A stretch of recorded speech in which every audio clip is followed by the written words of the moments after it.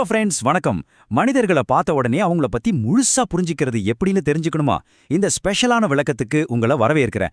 இது ஏதோ சும்மா தியரி எல்லாம் இல்லைங்க. நம்ம சுத்தி இருக்கிறவங்க மனசுல என்ன நினைக்கிறாங்கன்னு அவங்களோட உடல் மொழி மூலமாவே எப்படி படிக்கிறது, அப்புறம் மத்தவங்களோட தந்திரங்கள்ல இருந்து நம்மளை எப்படி பாதுகாத்துக்கிறது அப்படிங்கறத பத்தின ஒரு சூப்பரான பிளேபுக் தான் இது.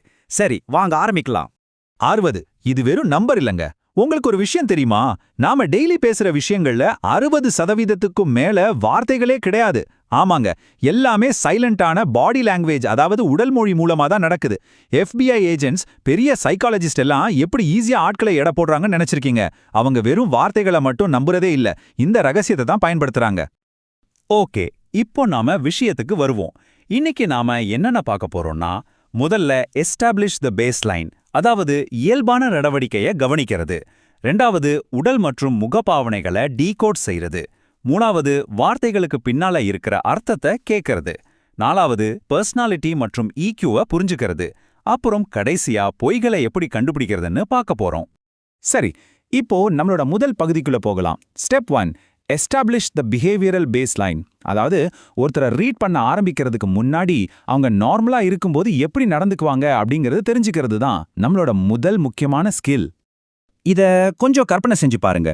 இன்டர்வியூல உட்கார்ந்து இருக்கிற ஒருத்தரோட பாடி லாங்குவேஜும் அதே நபர் தன்னோட ஃப்ரெண்ட்ஸ் கூட கேஷுவலா பேசிக்கிட்டு இருக்கும்போது இருக்கிற பாடி லாங்குவேஜும் எப்படி இருக்கும்? இன்டர்வியூல செம டென்ஷன் இருக்கும், ஸோ ரொம்ப ஸ்ட்ரிக்டா நேரா உட்கார்ந்துருப்பாங்க. ஆனா ஃப்ரெண்ட்ஸ் கூட இருக்கும்போது ரொம்ப ரிலாக்ஸ்டா இருப்பாங்க. அதனால ஒருத்தரை எடை போடுறதுக்கு முன்னாடி அவங்க எந்த மாதிரி சூழ்நிலையில இருக்காங்க, அங்க எவ்வளோ ஸ்ட்ரெஸ் இருக்கு அப்படிங்கிறத நாம கண்டிப்பா கணக்கில் எடுத்துக்கணும். உங்களுக்கான முதல் பிராக்டிக்கல் எக்ஸசைஸ் இதோ. ஸ்டெப் 1, ஒருத்தர் ரொம்ப நார்மலா ரிலாக்ஸ்டா இருக்கும்போது எப்படி இருக்காருன்னு நோட் பண்ணுங்க. ஸ்டெப் 2, அவங்க நடவடிக்கையில திடீர்னு ஏதாவது மாற்றம் வருதான்னு பாருங்க. உதாரணத்துக்கு, கேஷுவலா பேசிக்கிட்டு இருக்கும்போதே ஒரு குறிப்பிட்ட கேள்வியை கேட்ட உடனே அவங்க வேக வேகமா கண்ணை சிமிட்டுறாங்க, இல்லனா கைகளை கட்டிக்கிறாங்க அப்படின்னா அவங்களுக்குள்ள ஏதோ ஒரு முரண்பாடு ஓடிக்கிட்டு இருக்குன்னு நீங்க ஈஸியா புரிஞ்சிக்கலாம். அந்த பேஸ்லைனை நம்ம செட் பண்ணதுக்கு அப்புறம் இப்போ ரெண்டாவது பகுதிக்கு மூவ் ஆகலாம். உடல் மற்றும் முகப்பாவனைகளை டீகோட் செய்யறது. இதுல பொதுவான நடவடிக்கைகளை தாண்டி கொஞ்சம் டீப்பா போய் ஸ்பெசிஃபிக்கான முகப்பாவனைகளையும் உடல் மொழியையும் நம்ம பார்க்க போறோம். இது ரொம்ப இன்ட்ரெஸ்டிங்கான விஷயம். ஒருத்தர் உங்களை பார்த்து சிரிக்கிறாருன்னு வைங்க, அது உண்மையான சிரிப்பா இல்ல ஃபேக்கான சிரிப்பான்னு எப்படி கண்டுபிடிக்கிறது? முகம் எப்பவுமே பொய் சொல்லாதுங்க. அவங்க கண்களை நல்லா கவனிங்க. ஒரு உண்மையான சிரிப்புல உதடுகள் விரியறதோட சேர்த்து கண்களை சுத்தி இருக்கிற தசைகளும் சுருங்கி விரியும். ஆனா ஃபேக்கான சிரிப்புல உதடுகள் மட்டும்தான் அசையும். ஒருத்தர் என்னதான் தன்னோட உண்மையான ஃபீலிங்ஸை மறைக்க நினைச்சாலும் கண்ணிமைக்கிற நேரத்துல முகம் காட்டி கொடுத்துரும். இந்த மைக்ரோ எக்ஸ்பிரஷன்ஸ் தான் நம்ம சீக்ரெட் வெப்பன். இப்போ இத பாருங்க, இது நமக்கு எவ்வளவு விஷயங்களை தெளிவா புரிய வைக்குது பாத்தீங்களா? ஒருத்தரோட கைகளும் கால்களுமே அவங்களோட பல ரகசியங்களை ஈஸியா காட்டி கொடுத்துரும். கைகள் திறந்த நிலையில இருந்தா அவங்க ரொம்ப ஓப்பனாவும் நேர்மையாவும் இருக்காங்கன்னு அர்த்தம். அதுவே கைகளை குறுக்கே கட்டியிருந்தாங்கன்னா அவங்க தங்களை டிஃபெண்ட் பண்றாங்க, இல்லைன்னா ரொம்ப அன்கம்ஃபர்டபுளா ஃபீல் பண்றாங்கன்னு அர்த்தம். அவங்க கால்கள் வாசலை நோக்கி இருந்தா அவங்க எப்படா கிளம்புவோன்னு அவசரத்துல இருக்காங்கன்னு அர்த்தம். நம்மளோட கான்ஃபிடன்ஸ் ஆகட்டும் இல்ல இன்செக்யூரிட்டி ஆகட்டும், எல்லாமே நம்ம கை கால்கள் வழியா இப்படிதான் லீக் ஆயிடும். அடுத்து நாம பார்க்க போற ஒரு சூப்பரான விஷயம் மிரரிங். அதாவது 2 பேர் பேசிக்கிட்டு இருக்கும்போது அவங்களுக்கே தெரியாம ஒருத்தரோட பாடி லாங்குவேஜை இன்னொருத்தர் அப்படியே காப்பி பண்ணுவாங்க. நீங்க மேஜை மேல கையை வச்சு அவங்களும் வைப்பாங்க.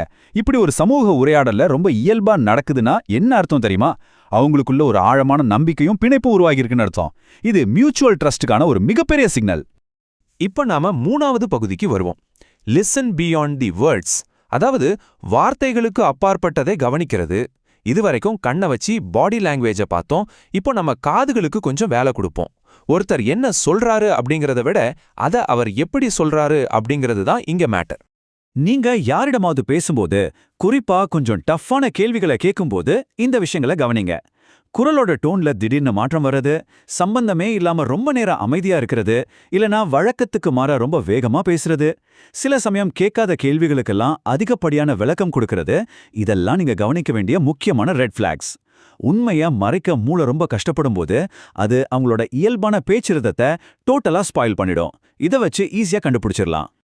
ஓகே, இப்போ வெளிப்புறமா அவங்க எப்படி நடந்துக்கிறாங்கன்னு பார்த்த நாம நேரா அவங்களோட உள் மனசுக்குள்ள, அதாவது சைக்காலஜி மற்றும் எமோஷனல் இன்டெலிஜென்ஸ் பகுதிக்கு போக போறோம். இதுதான் செக்ஷன் 4, பர்சனாலிட்டி மற்றும் EQவை புரிஞ்சுக்கிறது. மனுஷங்களோட பர்சனாலிட்டி அப்படிங்கிறது மெயினா ஒரு 5 தூண்களை வச்சு தான் கட்டமைக்கப்படுது. இதை சைக்காலஜியில பிக் 5 அப்படின்னு சொல்லுவாங்க. அது என்னன்னா, புதிய அனுபவங்களை ஏத்துக்கிறது, ரொம்ப பொறுப்பா நடந்துக்கிறது, மத்தவங்க கூட ஈஸியா பழகிறது, எல்லார் கூடயும் ஒத்து போறது, அப்புறம் உணர்ச்சி வசப்படுறது. இந்த 5 குணங்களும் தான் ஒருத்தர் ஏன் குறிப்பிட்ட மாதிரி நடந்துக்கிறாரு அப்படிங்கிறத நமக்கு விளக்குது. இந்த பர்சனாலிட்டி தூண்களை புரிஞ்சுக்கிட்டோம்னா அவங்க அடுத்து என்ன பண்ணுவாங்கன்னு நம்மளால ஈஸியா கணிக்க முடியும். இதுல ரொம்ப ரொம்ப முக்கியமான ஒரு விஷயம் என்னன்னா, நமக்கு அதிக இமோஷனல் இன்டெலிஜென்ஸ், அதாவது EQ இருக்கணும். ஒருத்தர் உங்க மேல பயங்கரமா கோவப்படுறாருன்னு வைங்க. பல நேரங்கள்ல அந்த கோபம் அவங்களுக்குள்ள இருக்கிற ஏதோ ஒரு பயத்தோடையோ இல்ல சோகத்தோடையோ வெளிப்பாடா தான் இருக்கும். இத புரிஞ்சுக்க EQ ரொம்ப அவசியம். யாராவது கோவப்பட்டா உடனே பதிலுக்கு கத்தாம ஒரு செகண்ட் உங்களை அவங்க இடத்துல வச்சு பாருங்க. இந்த எம்பதி தான் மத்தவங்க கூட ஒரு ஆழமான கனெக்ஷனை உருவாக்குறதுக்கு மாஸ்டர் கீ. நிறைய பேர் கட் ஃபீலிங் இல்லனா உள்ளுணர்வு அப்படின்னு சொல்லுவாங்களே, அது ஒன்றும் மேஜிக் இல்லைங்க. நீங்க இதுவரைக்கும் வாழ்க்கையில சந்திச்ச பல அனுபவங்களை வச்சு உங்களோட மூளை ரொம்ப ஃபாஸ்டா போடுற ஒரு கால்குலேஷன் தான் அது. யாராவது ஒருத்தர் கூட பேசும்போது இவர்கிட்ட ஏதோ ஒன்று இடிக்குதே, ஏதோ சரியில்லையேன்னு உங்களுக்கு தோணுச்சுன்னா அதை சும்மா இக்னோர் பண்ணிடாதீங்க. உங்களோட சப்கான்ஷியஸ் மைண்ட் நீங்க சேகரிச்ச டேட்டாவெல்லாம் வச்சு உங்களுக்கு ஒரு பெரிய ரெட் ஃபிளாக் காட்டுதுன்னு அர்த்தம். இப்போ நம்மளோட பிளேபுக்கோட கடைசி மற்றும் மிக முக்கியமான பகுதிக்கு வந்துட்டோம். செக்ஷன் 5 பொய்கள் மற்றும் தந்திரங்களை கண்டுபிடிக்கிறது.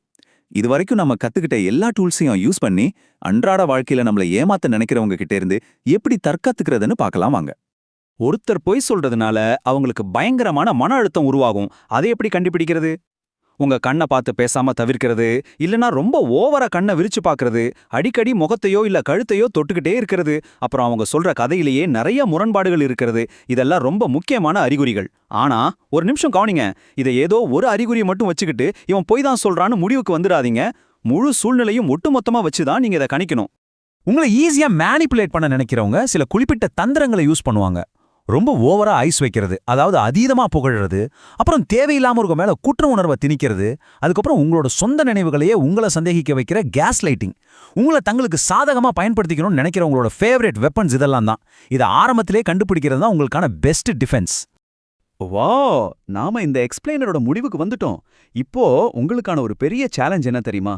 நீங்க இப்போ புதுசா கத்துக்கிட்ட இந்த எமோஷனல் இன்டெலிஜென்ஸ் அப்புறம் பேஸ்லைனை ரீட் பண்ற ஸ்கில்ஸை யூஸ் பண்ணி உங்களோட அடுத்த கான்வர்சேஷன்ல யாரை கூர்ந்து கவனிக்க போறீங்க? உடனே நிஜ உலகத்துல போய் நீங்க கத்துக்கிட்டதை பிராக்டிஸ் பண்ணி பாருங்க. மனுஷங்களோட மனசை படிக்கிற இந்த பயணம் நிஜமாவே ஒரு கேம் சேஞ்சர் தான்.